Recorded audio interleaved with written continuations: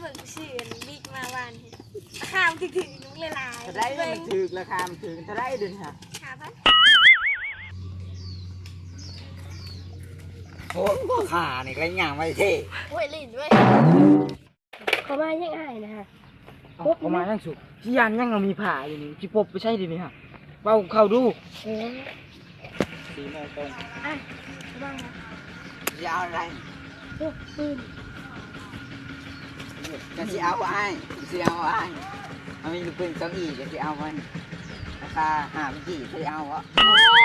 ลายปืน ใส่ปืนเรียกสิมาหามันอย่างนี้นี่เบิ่งความไหนยิงมึงดูปืนมันยังไงเนี่ยจะเอาใครยังปืนตัวเนี้ยบอกโอ้ตลอดเลยคนได้อาหาร ต้น รา ยา คา5,000กี่เว้ยตะเกาตะกี้มึงเอาไปตีเส้นใต้ก้อนยิงปืนตัวเนี้ยเด้อ โอ้อ่ะเขาเคยเห็นได้เกิดมาเขาเกิดมาสมัย2016เขายัง เสื้อกูนี่กูเป็นอายมึ ไม่ ง ด้วย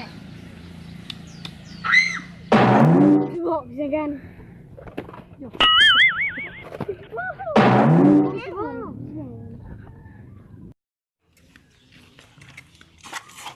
โอ้ยขายากเลยโอ้ยกูจะตื่น